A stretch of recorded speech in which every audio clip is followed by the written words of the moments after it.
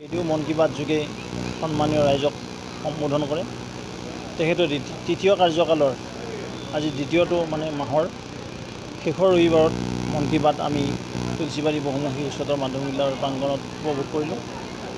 বুদ্ধগড় অঞ্চলৰ ৰাইজ লগতে এই অঞ্চলৰ আমাৰ যিখিনি স্থানীয় পঞ্চায়তৰ প্ৰতিনিধি আছিল, প্ৰাক্তন প্ৰতিনিধি, তেওঁলোকৰ উপস্থিতি, আমাৰ জিলা সভাপতি লগতে দীনেশ মহন্ত ডাঙৰীয়া, আমাৰ প্ৰাক্তন জিলা পৰিষদৰ সদস্য লিটন কলিতা, লগতে নৰেন তালুকদাৰ, বলেন শীল, এইসকলৰ উপস্থিতিত এই মন কী বাত উপভোগ কৰিলোঁ। য'ত আমাৰ আটাইতকৈ ভাল কথা আজি শুনিবলৈ পালোঁ, যিটো আমি গম পাইছিলোঁ বা সকলোৱে বিদিত এই কথাটো, যে চৰাইদেউক বিশ্ব ক্ষেত্ৰলৈ যি পৰিৱৰ্তিত হ'ল, তাৰ বাবে আমি মোদী ডাঙৰীয়াক আৰু আমাৰ সন্মানীয় মুখ্যমন্ত্ৰী হিমন্ত বিশ্ব শৰ্মা ডাঙৰীয়াক ধন্যবাদ জ্ঞাপন কৰিছোঁ।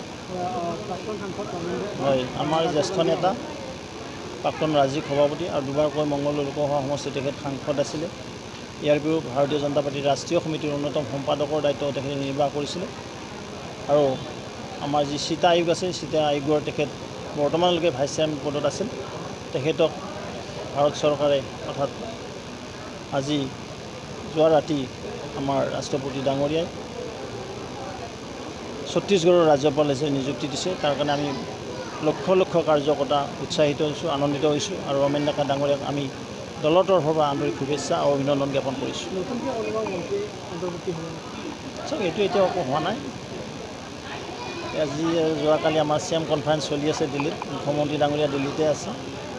কিন্তু অতি শীঘ্ৰেই মুখ্যমন্ত্ৰী মহোদয়ে সামান্য এটা ৰদ বদল কৰিব, কাৰণ ইতিমধ্যে পৰিমল শুক্লবৈদ্য ডাঙৰীয়া যিহেতু বৰাক ভেলীৰ মন্ত্ৰী শূন্য হৈছে, বৰাক ভেলীৰ পৰা এজন মন্ত্ৰী ল'ব, অন্যান্য হিচাপে আৰু ব্ৰহ্মপুত্ৰ ভেলীৰ পৰা এজন মন্ত্ৰী এই মন্ত্ৰীসভাত অন্তৰ্ভুক্ত কৰাব। গোপাল কাকতি আমাৰ দলত ভাল কথা শুভেচ্ছা দিছোঁ। ভোটাৰো ৰাইজেহে দিব, নহয় জানো?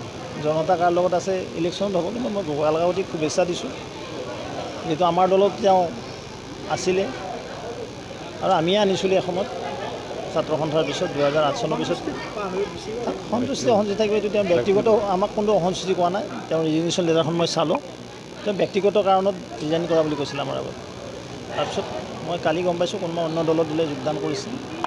ভাৰতীয় জনতা পাৰ্টীৰ পৰা ওলাই গৈ আজিলৈকে কোনো ছাকচেছ হ'ব পৰা নাই। RP শৰ্মা ডাঙৰীয়া ওলাই গ'ল, নাইপাত্তা হৈ গ'ল। শংকৰ সিং বাঘেলা বিজেপিৰ পৰা ওলাই গৈছিল গুজৰাটত, নাইপাত্তা হৈ গ'ল। কল্যাণ সিং ডাঙৰীয়া প্ৰাক্তন মুখ্যমন্ত্ৰী আছিলে আমাৰ UPৰ, ওলাই গৈছিল, আকৌ ভাৰতীয় জনতা পাৰ্টীত যোগদান কৰিছিল।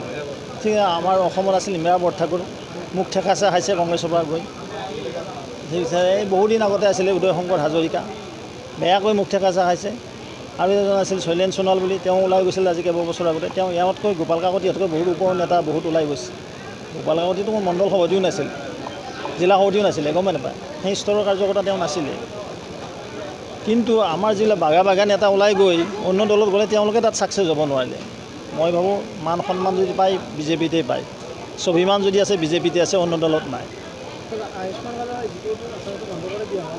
নাই দিছেতো এতিয়া, নাই দিছেতো।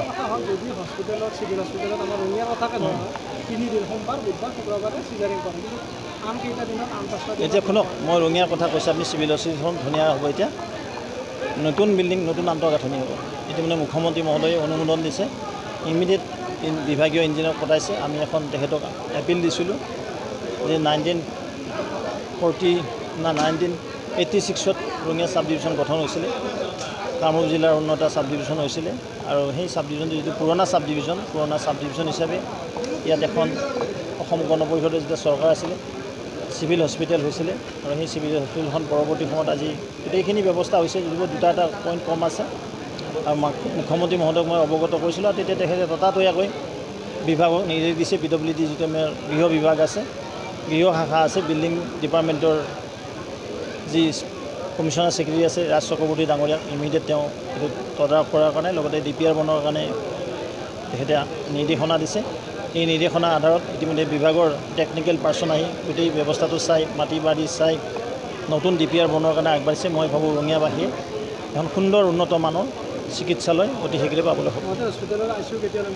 চাওক, এতিয়া সেইখন বনাইছিলে ক'ভিডৰ কাৰণে, যিটো আন্তঃগাঁথনিটো হৈছে ফাৰ্ষ্ট, তাত আৰু যিহেতু আমি ফিল্ড এপ্ৰচিটো কৰিছোঁ, এইটো এতিয়া NHMক আমি ৰিকুৱেষ্ট কৰিছোঁ বাৰ বাৰ ইকুইপমেণ্টখিনি আহি গৈছে। এইটো অতি শীঘ্ৰে তেওঁলোকে নতুন ডাক্তৰ ৰিক্ৰুটমেণ্ট হোৱাৰ পিছতে চিকিৎসক, ষ্টাফ নাৰ্ছ, বাকী যিখিনি টেকনিচিয়ান লাগে এইখিনি দিয়াৰ কাৰণে প্ৰস্তুত। কাৰণ ষ্টাফ, হিউজ ষ্টাফ লাগে। এখন মানে জিলাতো নাথাকে ইমান হস্পিটেলৰ, মানে ইমান বেড তেওঁলোকে। আৰু এইটো যিহেতু আমি CSR ফাণ্ডৰ পৰা আনিছিলোঁ পইচাটো, এইটো ফাণ্ড আছিলে ITCৰ ফাণ্ড।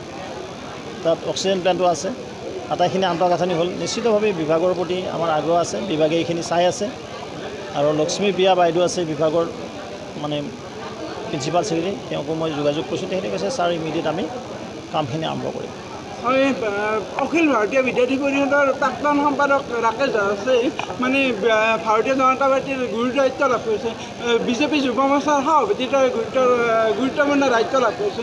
এই ক্ষেত্ৰত কি ক'ব? ভাল কথা। ABPৰ পৰা আহি এজন কাৰ্যকৰ্তাই বিজেপি ষ্টেটৰ যুৱ মৰ্চাৰ সভাপতি পাইছে, মই শুভেচ্ছা দিছোঁ। তেওঁৰ নেতৃত্বত সমগ্ৰ অসমৰ যুৱক যুৱতীসকললৈ যুৱ মৰ্চা শক্তিশালী ৰূপত লৈ যাব। ভালকৈ ক'ব লাগে।